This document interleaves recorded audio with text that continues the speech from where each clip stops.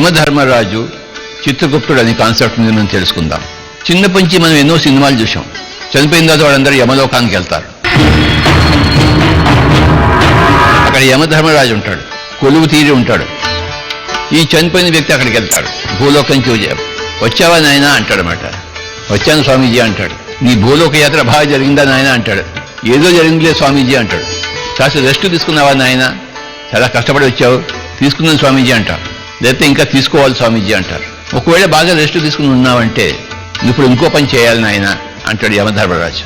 చెప్పండి స్వామి అంటే, నాయన చిత్రగుప్త అని పిలుస్తాడు యమధర్మరాజు. అక్కడ పక్కనే అల్లు రామలింగయ్య గారు ఉంటారు, ఆయనే చిత్రగుప్తుడు. ఇలా ఊపుకుంటూ వస్తాడన్నమాట అల్లు రామలింగయ్య. స్వామి ఇక్కడే ఉన్నాను అంటాడు. ఏమి మీ ఆజ్ఞ అంటాడు అల్లు రామలింగయ్య అంటే చిత్రగుప్తుడు యమధర్మరాజుతో. నాయన వీడికి భూలోకం నుంచి వచ్చాడు, బాగా రెస్ట్ తీసుకున్నాడు, కాస్త సేద తీరు ఉన్నాడు, వీడికి కాస్త నీ చిట్టాలన్నీ చూపించవయ్యా అంటాడు. చిత్రగుప్తుడి చిట్టాలు. అవశ్యం స్వామీజీ అంటాడు అల్లు రామలింగయ్య ఉరఫ్ చిత్రగుప్తుడు. నాయన అబ్బాయిని తీసుకెళ్తాడు. అబ్బాయిని అమ్మాయిని ఒక పెద్ద హాల్ ఉంటుంది, అందులో ఒక్కడికే ప్రవేశం. నువ్వు ఆ హాల్లో వెళ్ళిన ఆయన అని పంపిస్తాడు, లోపలికి పంపిస్తాడు చిత్రగుప్తుడు. అక్కడ పోయి నేను ఏం చేయాలి స్వామీజీ అంటాడు.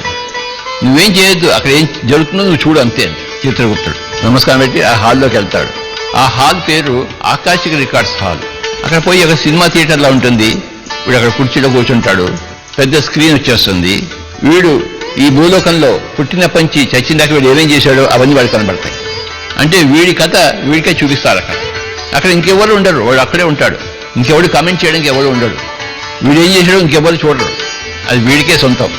అయితే వీడి సినిమా అంతా చూస్తాడు. వీడు ఎలా పుట్టాడు, ఎలా పెరిగాడు, జీవితం గడిపింది, బాగా డబ్బులు దొంగతనం చేశాడు, కొన్ని మర్డర్లు కూడా చేశాడు.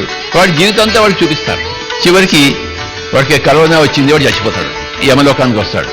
యమలోకానికి వచ్చిన తర్వాత దాంతో సీన్ అయిపోతుంది. వీడు ఒక గొర్రెని చంపుకుని తినాలనుకుంటాడు, మాంసం కావాలనుకుంటాడు. ఆ గొర్రె మీద కత్తి వేస్తుంటాడు. వీడు చాలా చక్కగా సంతోషంగా, ఎందుకంటే గొర్రె మాంసం తినాలి కదా, వాడు గొర్రె మీద కత్తి వేస్తుంటాడు.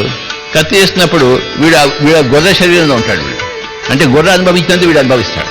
అంటే రెండు వైపు నుంచి చూస్తాడు. వాడు చేసేవాడు వాడే, చేయబడేది వాడే. ఆ గొర్రె మేక గొంతు తిరుగుతుంటే ఆ పడే బాధ అంతా వీడు అనుభవిస్తాడు. అదే నరక బాధ. అంటే వీడు ఎంతమందికి దుర్మార్గంగా చేశాడో వాళ్ళందరి బాధలు వీడు అనుభవిస్తాడు అక్కడ వాళ్ళ శరీరాల్లో ఉండి. కనుక మనం చేసే ఏ పనైనా రెండు వైపులా పద్ధతులు ఉన్న కత్తి, ఒకవైపు పద్ధతులు ఉన్న కత్తి కాదు. మనం చేసేది మనం చూడాల్సి వస్తుంది, మనం చేసేది మనం అనుభవించాల్సి వస్తుంది. అలా కాదు, ఇంకో అబ్బాయి ఉన్నాడు, అందరికీ మంచి పనులు చేశాడు, అందరికీ సహాయం చేశాడు. ఎవరికో ఆకలి వేస్తుంటే పోయి భోజనం పెట్టాడు రోడ్డు మీద పోయేవాడికి.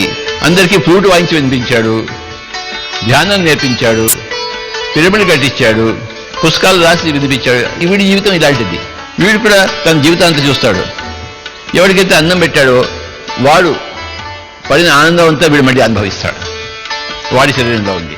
వీడు ఎవరెవరికైతే ధ్యానం నేర్పించాడో ఆ ధ్యానం నేర్చుకున్న వాళ్ళందరి యొక్క అనుభవాలు వీడు మళ్ళీ అనుభవిస్తాడు. ఆ ఆనందంతో వీడు అనుభవిస్తాడు. నేను నా కర్తవ్యాన్ని నిర్వర్తించాను, దేనికోసమైతే వెళ్ళాను అది చేసి వచ్చాను, నాకు సంతృప్తిగా ఉంది స్వామి. కానీ ముందున్న వాడు ఉన్నాడే, ఆ చెడిపోయిన వాడు, అందరినీ దుఃఖం పెట్టినవాడు, బాధ పెట్టినవాడు, వాడు కింకర్తవ్యం అన్నప్పుడు ఇప్పుడు నేను చేయాలంటే, నాయన నువ్వు పాఠాలు నేర్చుకోలేదు, ఏ పాఠాలు నేర్చుకోవాలి నువ్వు వెళ్ళావో ఆ పాఠాలు నేర్చుకోకుండా వచ్చావు, ఇంకొన్ని దరిద్రమైన పనులు చేసి వచ్చావు. చాలా కర్మ నీకు మూట అంటుకుంది. ఏ భూలోకంలో అయితే నువ్వు కర్మని మూట కట్టుకున్నావో మళ్ళీ ఆ భూలోకానికే వెళ్ళి నువ్వు కర్మని క్లియర్ చేసుకుని రావాల్సిందే. ఇదే నీ తక్షణ కర్తవ్యం. పునరపి జననం పునరపి మరణం పునరపి జనని జఠరే శయనం ఇహ సంసారే బహుదూతారే కృపయా పరే పాహి మురారే. పునరపి జననం పునరపి మరణం, మళ్ళీ నువ్వు పుట్టాలి నాయన. అంత వెంటనే జన్మ ఎత్తాం. దానికి మళ్ళీ ఏ తల్లి దగ్గర పుట్టాలి, ఏ తండ్రి దగ్గర పుట్టాలి, ఏ పాఠాలు నేర్చుకోవడానికి ఏ కుటుంబంలో పుట్టాలి, ఇవన్నీ ఉంటుంది. కథా కమామీష్ అంతా ఉంటుంది. నువ్వు ఏ కుటుంబంలో పుట్టాల్సిన వాళ్ళకి నువ్వు ఒప్పుకోవాలి. నేను ఒప్పుకోకపోతే నువ్వు వాళ్ళ దగ్గర ఎలా పుడతావు? నీ తల్లిదండ్రులు నువ్వు ఒప్పుకోకపోతే నీ తల్లిదండ్రులు నువ్వు పుట్టలేవు. నువ్వు వాళ్ళ దగ్గర పుట్టావంటే వాళ్ళు ఒప్పుకున్నారు కంటే వాళ్ళు పుట్టావు. కింకర్తవ్యం అన్న తర్వాత నాయన మళ్ళీ ఇంకోసారి వెళ్ళాలన్నప్పుడు మళ్ళీ వాడికి కౌన్సిలింగ్ ఉంటుంది. ఇలా అన్నీ ఉంటాయి. వాళ్ళ లైఫ్ డిజైన్ చేయబడుతుంది వీడి యొక్క ఆత్మ ప్రగతి కోసం. అక్కడ పెద్ద టీం ఒకటి ఉంటుందన్నమాట.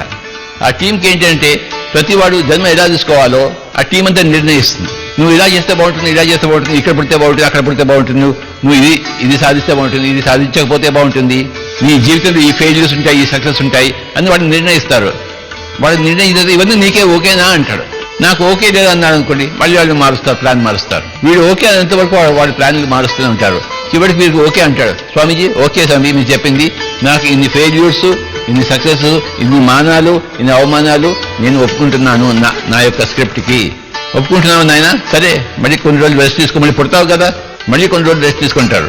మళ్ళీ కొన్ని రోజులు రెస్ట్ తీసుకున్న తర్వాత గంట కొడతారన్నమాట. గంట కొట్టినప్పుడు వీళ్ళు మళ్ళీ పుట్టడానికి రెడీ అయిపోవాలి. లటక్కన తిరిగి వస్తాడు, అక్కడ మాయమైపోతాడు, ఇక్కడ వస్తాడు, ఈ మాయాలోకంలో పడతాడు. కనుక నువ్వు చనిపోయి ఆ చిత్రగుప్తుడు నిన్ను ఆకాశంలో తీసుకెళ్ళినప్పుడు నువ్వు చేసిన పనులన్నీ నువ్వే చూస్తావు. ఒకవేళ మంచి పనులు అయితే అక్కడే నువ్వు స్వర్గం అనిపిస్తావు, నువ్వు చెడు పనులు అయితే అక్కడే నరకం అనిపిస్తావు. Thank you very much.